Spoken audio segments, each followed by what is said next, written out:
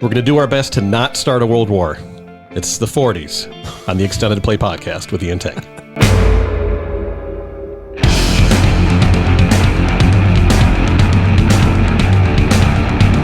It's the Extended Play Podcast with Ian Tank. We are a music discussion show without the hipster snobbery.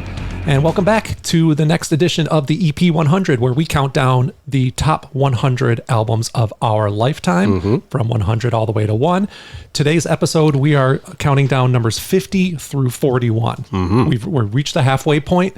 Some fantastic fucking albums here. Yes. Excited to talk about them. They again, we've said it many times, as is the nature of countdowns. They just keep getting better. Keep getting better. Yeah. If you haven't already, please like and subscribe. If you'd like to watch previous episodes, including the episode where we do 100 through 91, and we describe our whole method behind how we came up with this list, I'll leave a link over Tank's head, and I'll leave it in the show notes as well. I'm going to start putting a playlist, just dropping all the albums in a Spotify playlist. Yeah. Because I think you're talking to one of our listeners who's also a personal friend that was like, yeah, when you're talking about it, I pause, go listen to the album, and then come back and listen to the next one. Plus, that would be like a roughly 100-hour playlist. Great playlist. Yeah, absolutely. Yeah, so look for that down below. All right. I just made a lot of work for myself that I haven't started yet. I can just sit here and nod. I don't have to do anything. That's it. Yeah, so we'll get started here. Typically what happens is whoever gave we each scored these separately. And again, Method to the Madness is all in that first episode. But whoever gave it the higher score typically will be the one who mostly talks about it. We'll both share our opinion.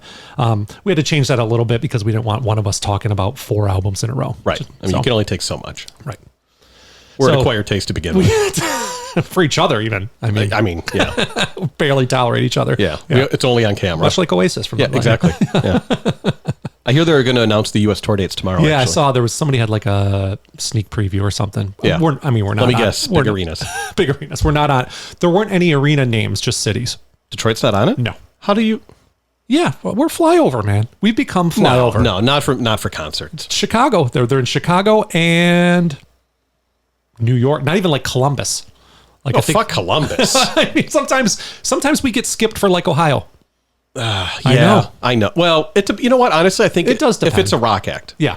They never, like Metallica, when they do stadium, it's always Detroit. For the stadium ones? Okay. Yes. Sure. Yeah. Well. Yeah. Anyway. All right. Yeah. So I'm going to be starting it off because I have number 50. And also a little disclaimer, a little under the weather. This recording was delayed by a couple days because of whatever virus I have, non-sexual in nature. We think. Could be syphilis. Could be late stage. Can't see anything. So apologies if voice is off or if I keel over on the table halfway through.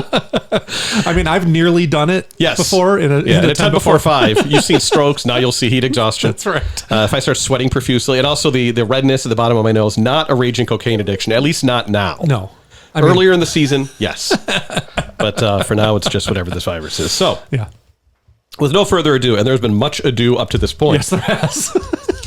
We're good at that. We are good at the ado. Yes. That should be the podcast. That's right. Much ado about nothing. Yeah. I mean, that's a very clever turn of phrase. It really is. I wonder if anyone's ever used it. All right, folks. All right, here we go. Number 50 in the EP 100, smack dab in the meaty middle of the countdown. That's right. Is Coldplay with A Rush of Blood to the Head. I bet you didn't see that coming.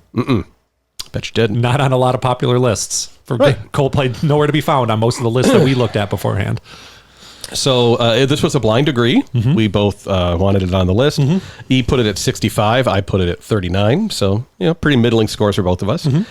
Released in 2002, which it's funny. The other day we referenced, I don't know what I was doing in the early 2000s, music-wise. And this is part of the answer. Yeah. Singles from the album, In My Place, The Scientist, Clocks, and God Put a Smile Upon Your Face, which... That was a single? Okay. Exactly. Yeah. Wikipedia noted that it was a much larger, or a big drop-off commercially. I don't remember it as a single, but I remember the song as if it's one that I listened to a lot. Absolutely. So, yep. Whatever. Yep.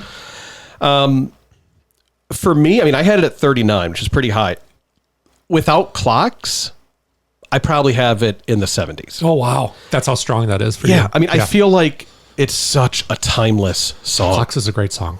I mean, it's undeniable. Right. I mean, I have like, is there a more iconic piano opening to a pop song? Maybe not. Maybe not. I mean, I'm maybe in the comments if you can think of one. Yeah. But I don't know. It's just this kind of magical driving, and I don't know, an amazing song. Can I bring up one beef about clocks? Sure. It's that in the beginning when he says something like ticking, he says ticking clocks. There's a boom. There's like the sound of like an alarm going off on your phone, or it almost sounds like the car doors being left open. Okay. It's clearly meant to like accentuate the word clock. Why would they do that? It's very irritating because you can't unhear it once you've heard it. And now I've ruined it for you. So enjoy that the next time you listen to it. You too, everybody. I went 22 years without knowing that. Speaking of sound effects, now that it's college football season and a lot of the same commercials get played over and over again, I was browsing Reddit and they said, can someone please punch in the dick every guy who puts doorbell sounds in commercials? Because everyone's dogs go fucking crazy. It's the worst. Yeah. Yeah. All right. So In My Place was the lead single, and it was chosen because it was the song that made the band realize they could still write songs. Oh. Apparently after Parachutes, there was like a 3-month period where they were like, we don't know what we're doing. What? Yeah. They're like, okay, now what? Yeah. Can we still do this? Yeah. How do we follow that? Holy shit. Yeah. So In My Place was the thing that snapped them out of that. So they're like, this has to be the lead single because of that. Nice. That great iconic drum intro to that song. Yeah. Like it's a standard beat, right? But whatever it is, it's sort of like I'm not going to compare the dude in Coldplay to John Bonham, but because of the acoustics in the room and the way it's mic'd, like as soon as you hear the drum beat, you know that it's this song. Yes. Yeah. Anyway. And spoiler alert: there's a fun studio fact coming up later in the list. Okay. Yeah. So they cut a bunch of songs from this album that they thought sounded too much like Parachutes. Okay. Clocks was actually one of the last songs they recorded. Okay. So that was like, and I was actually after, I love Wikipedia, by the way. This is all Wikipedia. We're just reading from Wikipedia. I'm not going to act like I know the fucking band, but you were going to look it up and now you know it. So you're welcome. I did watch a documentary on them and remember almost none of it. So. Okay. Well, there you go. They did the whole album. It was ready, and then they said, this sounds like trash. No kidding. So they went back and did a ton of work, and Clocks was conceived after that. Okay. So it almost, it was, the demo name for it was like Song for Album Number 3. Oh, geez. Okay. So Politic was actually written on 9/11 after the attacks and recorded on 9/13. Wow. So it's, very much a in the moment kind of capturing of that. Yeah. So, I mean, there's not too much more needs to be said. Most people know this album. I think, and this is a recurring theme you're going to see a lot in the top 50. Albums that are just great albums that, for whatever reason, someone decides is not cool, usually impacted by, okay, I'm going to put it this way. Yeah.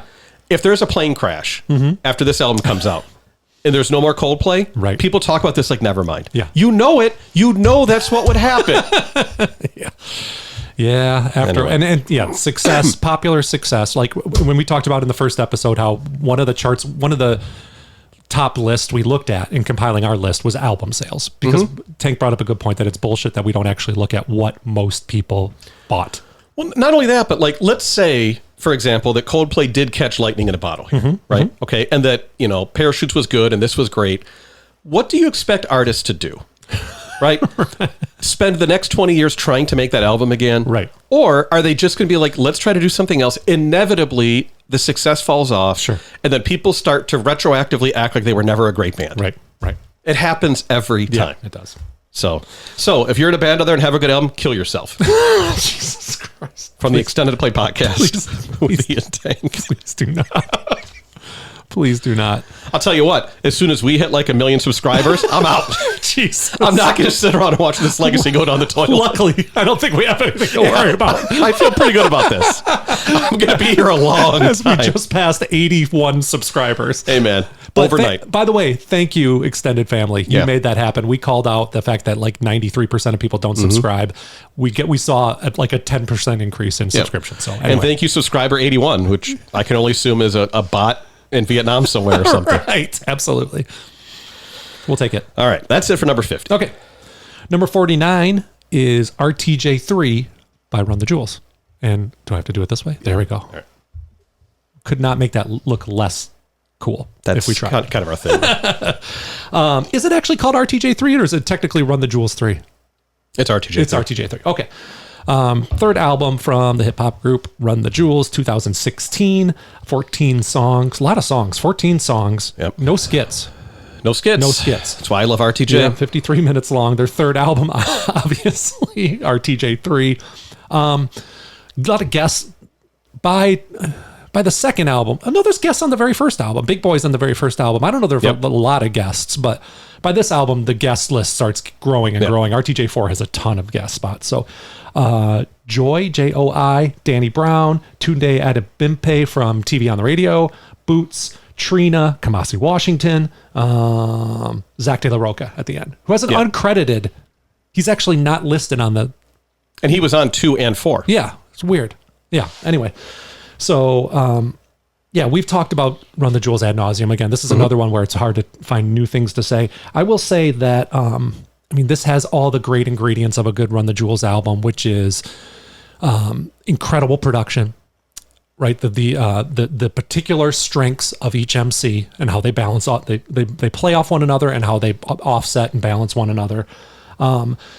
Topics too. This is what I noticed, that the first 6 are straight up hip hop, sort of like pounding your chest type stuff, and then you get into the political. And I think I don't know if they do it a whole lot before RTJ 3, but they definitely lean into it in RTJ 4. Yeah, and just very thoughtful without a lot of times naming names and saying exactly what they're talking about, right? Letting you know, distrust of the government, distrust of police. Anyway, so really thoughtful. Like Thursday in the Danger Room, that's the song Kamasi Washington is on. Yes. It's a couple of like pretty heartfelt, either true stories or, what could have been true stories. Yeah. Again, very well done, very un-hip-hop-ish. Yes. Like talking about visiting a friend in the hospital that's dying. Yes, like, absolutely. It's not your typical hip hop thing, but that's the magic of RTJ. They make it all work. They do make it all work. If you explain any kind of premise of here's what the song's going to be about and what it's going to be like, they're like, no. Right. But they make it work. Right. I wrote down socially on my re-listen, socially conscious, but goes hard. So socially conscious without being backpack rap. And I think that's very like, and not just like fuck the police, but like a little more depth into their analysis of what's going on in the world. I wrote down the only MCs who can make kidnapping your mom from jazzercise class funny. Yes. Which does happen in, I don't remember what song it is, but it's pretty great. Yeah.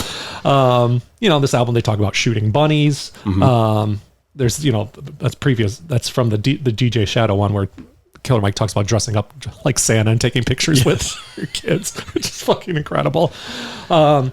Highlights here: Don't Get Captured, Thieves. I mean, there's a ton. Oh, and then my back-to-back 2 favorite RTJ songs, which are Talk to Me and Legend Has It. Yes. Like, I can't think of a better 1-2 song combination in hip-hop than those. And they kind of blend songs. into one. They do. They ride into one another. So, fantastic. Can't recommend it enough if you haven't listened to it already. Is that the first time we talked about RTJ? In the countdown, yeah. Yeah. I don't think it's the last time. I don't think it is either. Yeah. But one thing that kind of, ever since the Killer Mike debacle of Sinners and Saints, I look back at RTJ differently now. Do you? His verses are strong on RTJ. They are. And believe me, I don't want anything to break up the magic, but I'm a little more skeptical of, is LP carrying more of the weight? Okay. Yeah. I guess history will see. And where the fuck is RTJ 5? Yeah, come on. Yeah. Got plenty of time. If you're watching this RTJ, which I'm sure you are. I'm sure you are. Yeah, let's get to it. I wrote down another quote. I'm a nut punch wizard. Speed bag your ball bag. Leave none in it. I don't know what song that's from, but it struck me as being really goddamn funny. It might be Legend Has It. Might be. Here's another one. Probably play the score for the World War. At the apocalypse, play the encore. I thought that's a really like heady, cool line, and I think that describes this album very well. And I think on Panther Like a Panther, you have keep my sneakers cleaner than something about a nun's.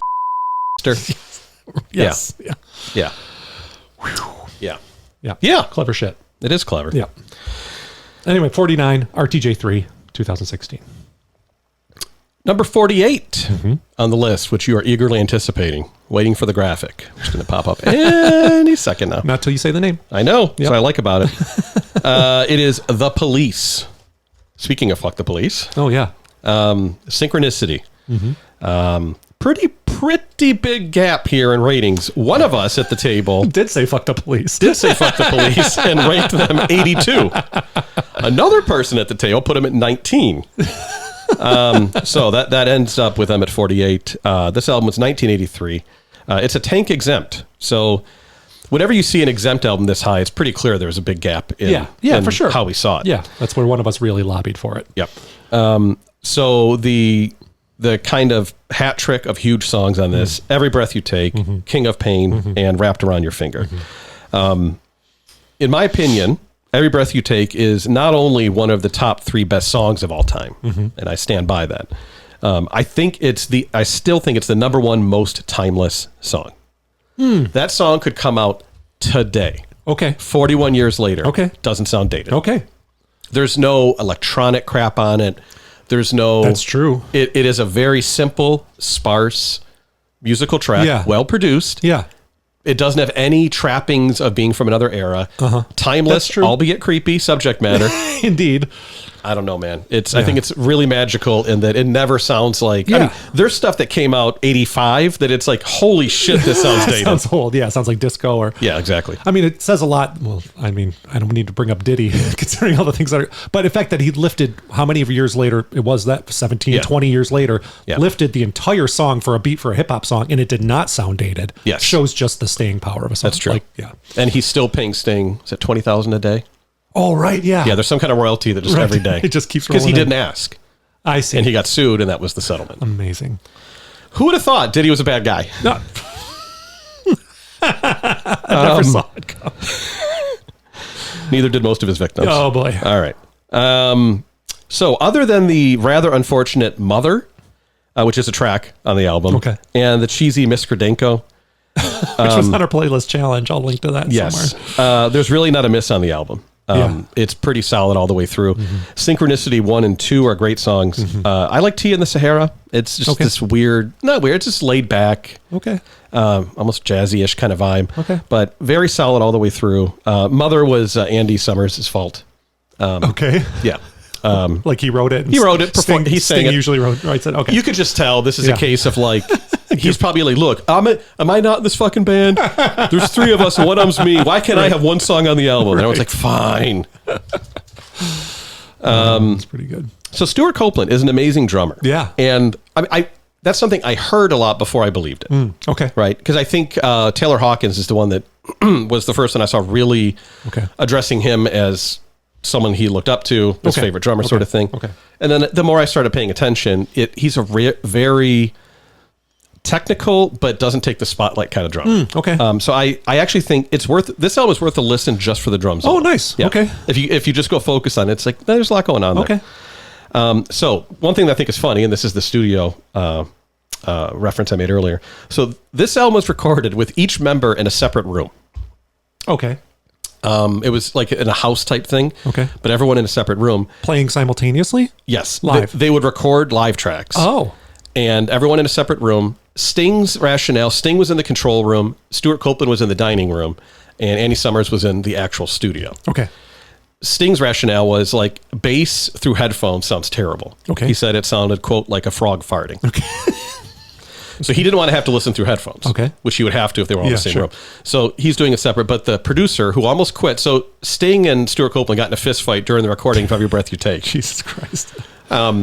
But the producer said that this was done to obtain the best sound for each instrument and also for social reasons. That's pretty great. In other words, this is their last album, their 5th and final album. And they literally couldn't be in the same room together. That's amazing. And for social reasons. For social reasons. Anyway, I highly recommend going back and listening to it if you haven't sat down and listened to the whole thing yet. So yeah, that's number 48. Nice. I love the kick in the crotch line from Synchronicity too. It's just a humiliating kick in the crotch. It's just so strange. It's a great song. Is that Synchronicity 1 or 2? That's Synchronicity 2. 2. Great song.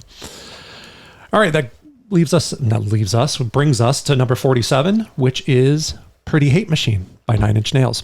Oh, by the way, I missed the ranking. I tend to do this in these episodes. For RTJ3, I ranked it a 40. Tank ranked it a 62. For Pretty Hate Machine, this is a blind agree. We both wanted it on the list. I ranked it a 52. Tank a 48. So incredibly close on this one. Pretty Hate Machine comes out in 1989, which is crazy. That's like Milli Vanilli. I mean, on re-listen, which I did, and I don't think I even listened. No, I intentionally did not listen to the remastered version either. Okay. So just see, like, because when I saw 89, I'm like, no. I want to hear what it was produced like. Does it sound timeless in 1989? I had my suspicions.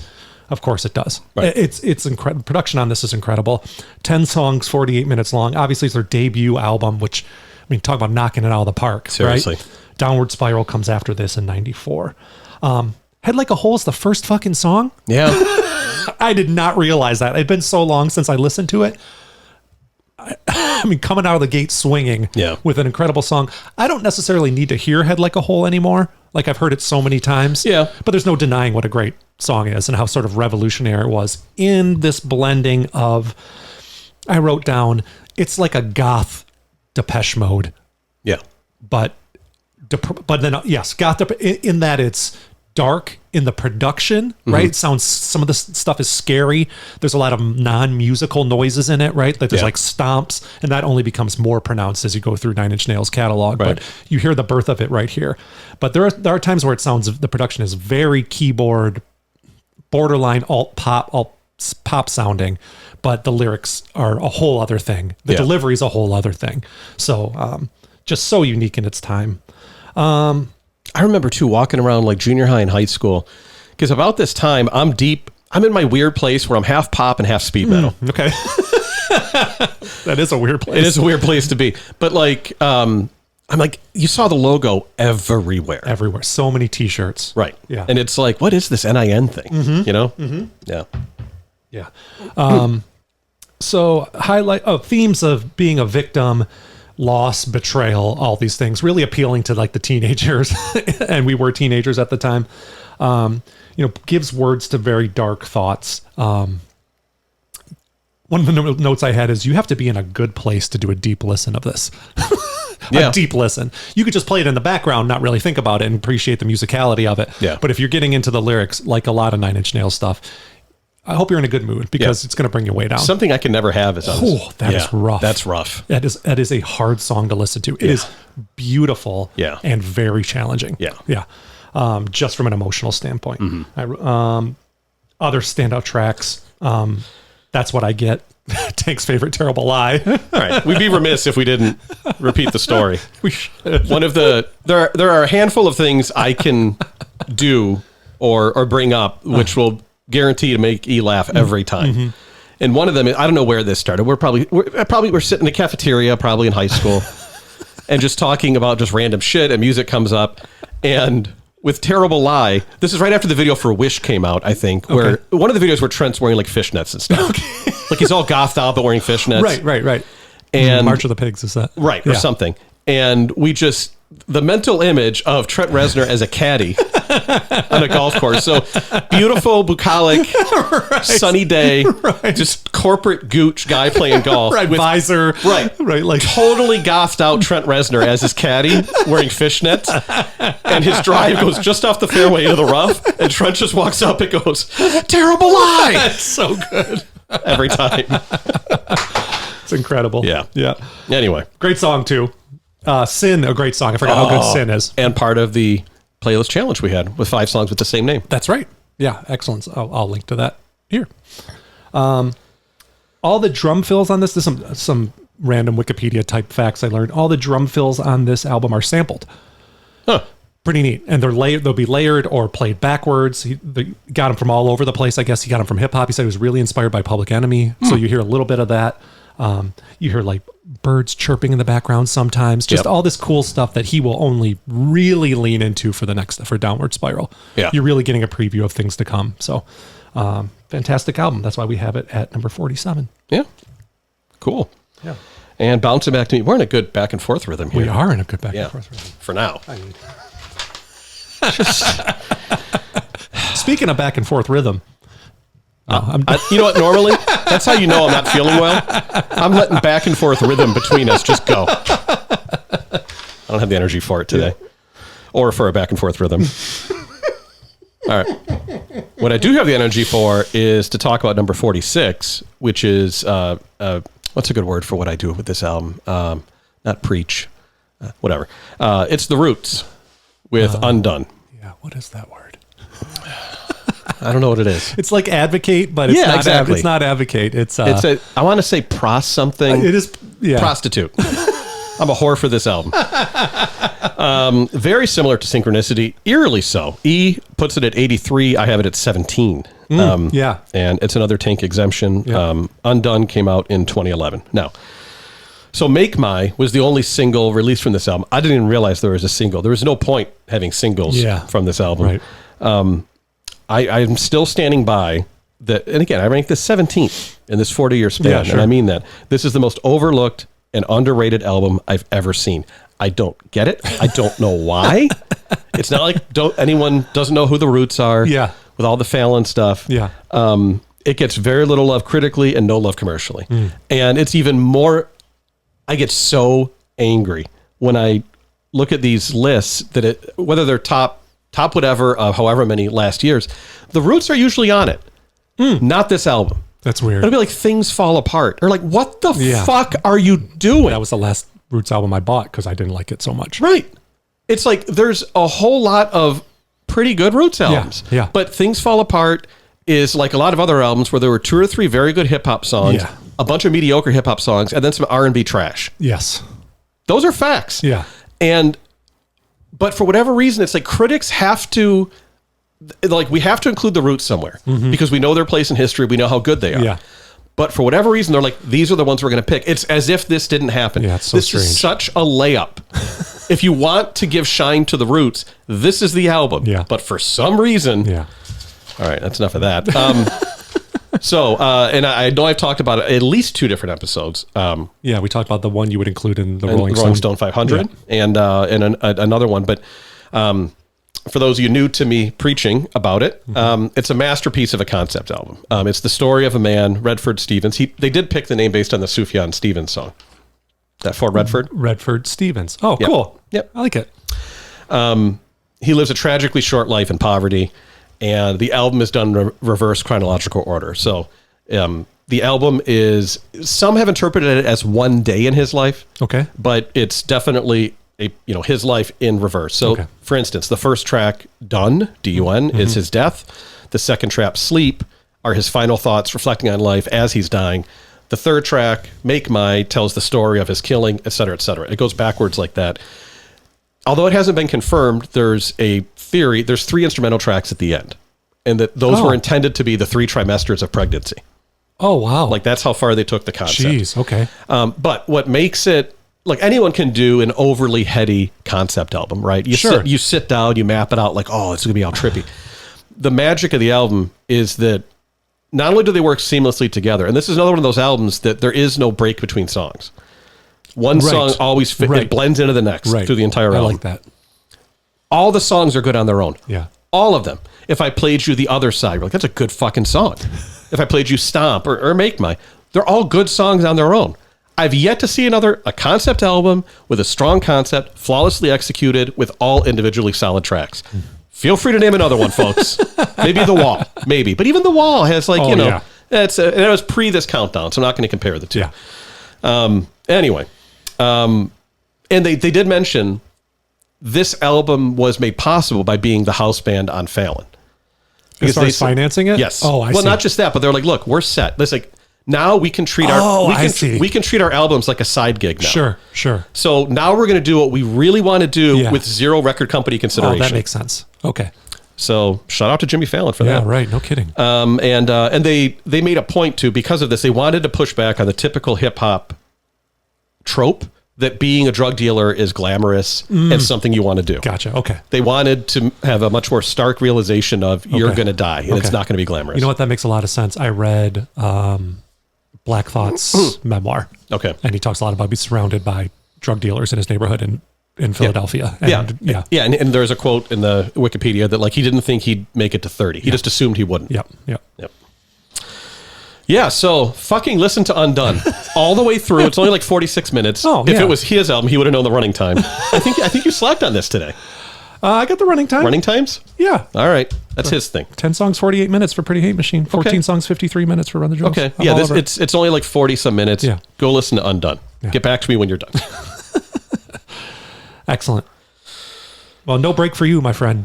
You're up next with 45. Turns out 45 is next. You're going to sit here and wait while I have a drink of water. This one, I can tell you in advance, boy, there's 3 on this list that we did not agree on. Yep. Our rankings are not close. It's gonna happen, folks. It's the magic of the show. Yeah, exactly right. Number 45, now that it's been brought to my attention that it is mine, is little Canadian lady named Alanis Morissette. Ooh. With the album Jagged Little Pill. Yeah. Which came out in 1995. Okay. E had it at number 75. Clearly anti-Canadian. I don't know about that. Yeah. And I had it number 22, which, to be honest, I don't know. I must have been psyched up on Alanis at the time. Maybe not. I think I've told this story too before. I remember one time sitting in our buddy John's backyard and having a group of our friends sitting around, and someone's playing a mix Spotify playlist or whatever, and a song from Jagged Little Pill comes up, and 4 of the 6 people there are like, one of the best albums of all time. They're like top 5 album. I'm like, okay, of course, not your breaks. I was like immediately with my now trademark GTFO, get the fuck out of here. And they were not happy with that take on it. But anyway. Yeah, it's not top 5. No. Even I, in whatever kind of state I was in at the time, didn't think that. But there are Michael Jackson levels of hits on this album. It's pretty impressive. It's ridiculous. Yeah. So, You Ought to Know, You Learn, Hand in My Pocket, Ironic, Head Over Feet, and All I Really Want. You can probably play all of those in your head right now. That's 6 of them. Absolutely. Very memorable. Yep. That's ridiculous. And distinct, but still her voice. It's pretty impressive. Yep. So I think this is one that sometimes pops up on the best of list and other times gets ignored because it is so overtly poppy. For sure. What I didn't realize is this is her 3rd album. Yeah, she did 2 full pop albums before Dance pop. Dance pop, okay. At that. And she was Alanis at that time. Oh, wow. No last name even, okay. So she did 2 dance pop albums as Alanis. I think one went platinum in Canada. Okay. But she only had a 2-record album deal. Oh. So she does the 2. She was still living with her parents in Ottawa. Okay. And she decides to move to LA to pursue or continue the music career. But remember, no label. Right. No record deal. Yeah. She meets with Glenn Ballard. Right. From Def Leppard and... Apparently, Glenn Ballard... I mean, this is as much his album as it is hers. Yeah. He co-wrote it. He laid down most of the basic music tracks. He also co-wrote Man in the Mirror. No shit. Michael Jackson, and Hold On with Wilson Phillips. Oh, wow. Okay. All right. But it was very much like she got out there, he believed in her, thought her voice was unique, and that there was something there. They put together this demo, shopped it around, Maverick Records signed her. Okay. Rest is history. Glenn Ballard did not produce Def Leppard. That's Mutt Lange. Yes. Sorry. I was wondering where that was going, but I believed you. My bad. I just like, whatever, and, but this really was lightning in a bottle. None of the subsequent releases were anything like this. No. So solid singles after this, but yeah. But I mean, Thank You was on supposed infatuation junkie. Supposed former infatuation junkie. Yep. But a pretty precipitous drop after Thank this. You. I like the song from City of Angels. Is it City of Angels? What's it? Yeah, I can't remember. Sorry. But it's pretty interesting. I mean, to have something that it's kind of not super unique, but to have something that was like a cultural landmark. Yes, absolutely. Everyone knows this album. Absolutely. It's kind of like Appetite for Destruction in that you can almost make an argument it's the 90s Appetite for Destruction. Interesting. As in everyone in the suburbs, just like as soon as you crossed into the suburbs, they handed you a copy. That's true. My sister, who bought no music, had this had this CD. But to have that and then kind of like poof. Yeah. Still be alive and making records, but no one cares. Basically. She's touring right now, and I think she's doing a lot of... I mean, they turned this into a musical. Yeah. Yeah, right? Like, yeah. I love Head Over Feet, I really like. Yeah. It's a really It turns out she's married. Okay. I like me some Alanis Morissette. Oh, okay. She's our age. Is she our age? Okay. A couple years older. So your dreams were crushed a little bit when you found that out. Not as much as finding out St. Vincent was a lesbian, but... Whoops. By the way. Thanks to our commenter who let us know. That's Really? how we found out. Oh, really? I mean, I had no idea what... So my maybe I said this on the show. I don't remember. I was had my fingers crossed when it came out that Dave Grohl got someone pregnant. I'm like, please be St. Vincent. Why? Because remember she was fangirling over him recording the album. I go, That's how right. funny would it be if just like the twist no one saw coming? Oh, boy. No pun intended. Yeah. Anyway, Jagged Little Pill, what is there to say? We say it's a good fucking album. Yeah. At number 45 on our list. And I'm very confident I don't have 44, and E does. I do. Coming in at number 44 is Fear of a Black Planet by Public Enemy. I resaid that because that's how they say it on the album. Yeah, this is, let me look at my notes for Fear of a Black Planet. 1990. This is their third album, because you've got Yo Bum Rush the Show, It Takes a Nation of Millions to Hold Us Back, and then Fear of a Black Planet. Then after this is Apocalypse 91, The Enemy Strikes Black. This album, again, very rewarding on re-listen. A little long, 20 songs. Yeah. There are 2 instrumentals, I think. There's little kind of skits, but not a whole lot of them, an hour and 3 minutes long. So this is... I listened to it in the headphones going for a walk is how I started my re-listen, and holy shit, is it an assault on the senses. I mean, calling the group of producers the Bomb Squad, which is what they call themselves, is an apt moniker, because holy shit, the layers upon layers upon layers of samples. And not unlike Nine Inch Nails, a lot of non-musical sounds going on that are made musical by the way they're looped or by the way they're programmed. They interviewed Hank Shockley, one of the guys in the Bomb Squad, and he said there's around 150 to 200 samples on this. I looked in who sampled and added them up, 209 samples. I mean, impressive.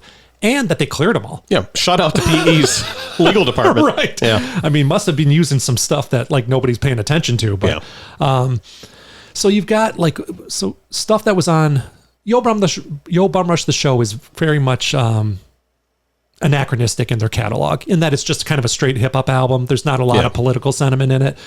It Takes a Nation of Millions to Hold Us Back, which I believe we'll talk about later on in this countdown, is so overtly political and with Black Power as its theme. This is all of that. And it feels like that in the production as well as in the lyrics, right? So it's layered, it's claustrophobic. I wrote, intent makes you intentionally uncomfortable, a lot like the lyrics did to a lot of white suburban people like myself, who had to learn Black history because they like the beats and they like Chuck's delivery. And you're like, oh, what the hell is he talking about anyway? And then you got to go to the library and check out a few books and figure out what the fuck's going on. It's a shame. It's shame it wasn't in this day and age when people could get out their phone and find out right away. No kidding. Yeah, that's true. Yeah, because I had literally no idea, right? Just, I mean, part of Chuck's point is you don't learn this stuff in the history books, right? Right. Back to the samples. There was an analysis done by law professors at some point. There's a paper written on it. The samples would cost, each sample would cost them about $5. So that puts them at a loss of $5, and that's per play, or for purchase. Okay. Which would put them at a loss of $5 million for this album going platinum. So if they had to pay for all those, that's what happened. Sorry, they didn't clear any of them, and no one cared. Oh, no one came after them. Okay. So I take back that shout out to the PE legal department. Right. I said this was a little less overtly angry than It Takes a Nation of Millions to Hold Us Back. There's some cool, I forgot, there's a couple of songs. There's a song about interracial marriage. There's a song that's very overtly feminist, which I really appreciate, that I completely forgot about. Anyway, fantastic album. Burn Hollywood Burn. Burn Hollywood Burn. I wrote that. I forgot about that. Okay, Burn Hollywood Burn, just about, it's not even about like the Hollywood blacklist where black folks couldn't get movies made. It's more about how well, I guess it kind of is. Well, it's more about how the roles that are being offered are bad. They're stereotypical, they're derogatory. Yeah, and that they can't go to a theater and see any black people on screen, essentially is what they say. So it's Public Enemy, so Chuck D featuring Ice Cube and Big Daddy Kane. And who has the best verse? Big Daddy Kane is the best verse on this. I mean, it's fantastic. Yeah. Had no idea he had that in him. It's really great on a re-listen. Yeah, so enough respect, too. Enough respect. Boy, do we listen to the Juice soundtrack a lot. Oh, man, God. So good. Brother's Gonna Work It Out. I love. It's like the second track. Yeah. Welcome to the Terror Dome. Fucking killer song. Fight the powers on this, people. Yeah. I mean, War at 33 1/3. Really good. Yeah. So, Fear of a Black Planet, Public Enemy, 1990. I ranked it a 22. Okay, so this is a lot like Jagged Little Pill, where I'm a little bit surprised how high I ranked it. Tank 74. Blind agree. We both thought it should be on the list. Yeah, it's no brainer. Yep. All right, up to number 43. Only 3 more to go on this juicy episode. Is it juicy? You be the judge. Let us know. Yeah, let us know in the comments. Was it juicy? Like if you think it's juicy. Dislike if you don't think it's juicy. Yeah. Breaks a little piece of my soul every time I see that. Yeah. Number 43 is, look at this. Apparently it's the Canadian chick section. I know, yeah. Sarah McLachlan with Fumbling Towards Ecstasy. 1993 release. This was another Blind Degree, and very tightly bunched. E at 45. I had it at 50. See, I don't hate Canadians. I ranked it higher than you did. Yeah, but still 45. And don't make me bring up Rush. Please don't. Yeah. See? There it is. I will not make on you bring camera. it up. How do you feel about Bryan Adams? I like Bryan Adams, although he's a nutbag political zealot. See? Yeah. Look at that. It's always with conditions. I love Canadians unconditionally. So the singles on this album: Possession, Hold On, and Good Enough. This is one that I usually, when an album is excluded from best of blah blah blah, I feel like I know why. It's like, okay, they're uncool. It's too loud. It's too this. It's too that. Yeah, right. I don't get what was wrong with this one. Yeah, it's really great. Like, not only is it, a great album, but like so it's a near perfect album. There's no filler. No. And it's not like pop crap, right? Like it's not. It's not. So like In Sync and that sort of stuff, I could see why, even if it is a great album, I could see why critics would be like, oh no, not that. Yeah. Not that she was an indie darling per se, but a lot closer to that than pop star. Kind of. How does Sheryl Crow's albums get so revered and this album doesn't? That's what I'm saying. That doesn't make any sense to me. And more hooks, it's maybe? Like, I don't know. I don't know. But it's like I can't find a reason why this wouldn't have been one of the critical darlings. Yeah, it was great. It's great. Yeah. The only reason I could think of, she's Canadian. Jeez, man. Yeah.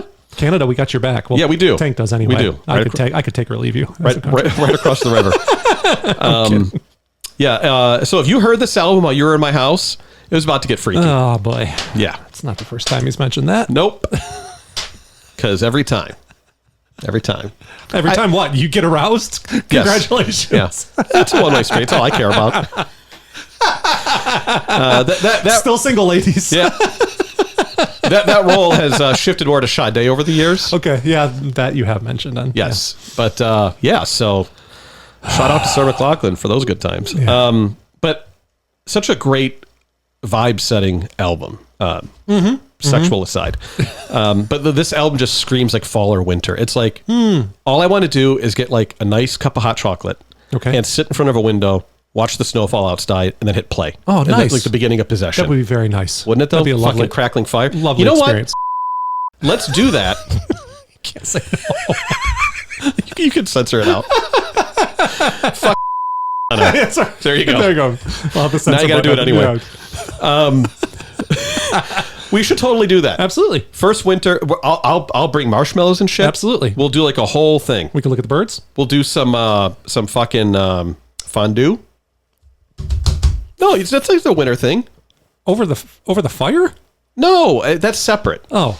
I mean, look, yeah, if you want to. You did this motion, I'm immediately thinking no, like but fondue has there's a pot. It does. There is a pot. And you're doing this with cheese. Yeah. Yeah. And there's a French version that see, it's a brain fog. I don't know. Yeah. Same thing with cheese, though. Very good. Very salty. If you ever do it, drink a shit ton of water. Okay. You will be very bloated. Okay. That's number 43. Didn't see that coming.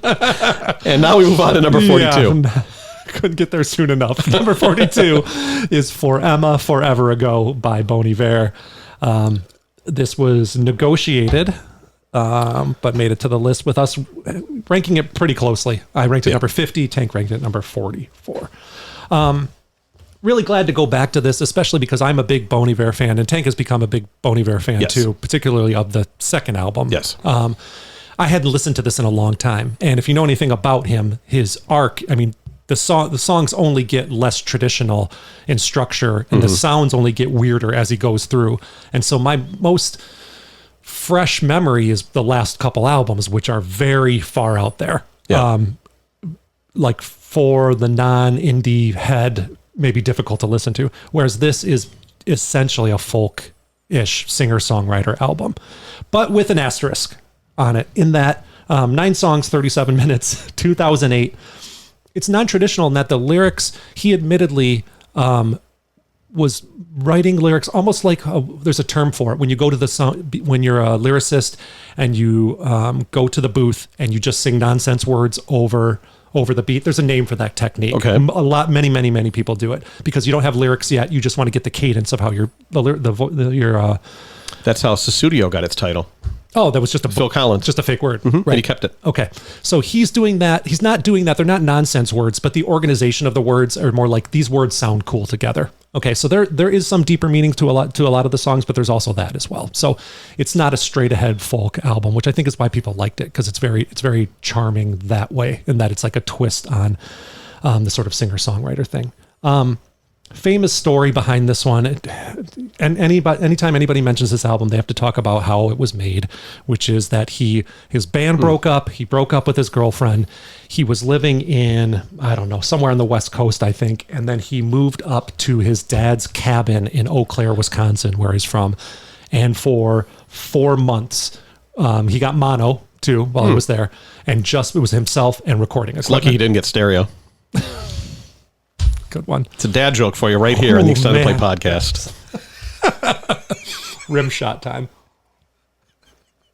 Okay.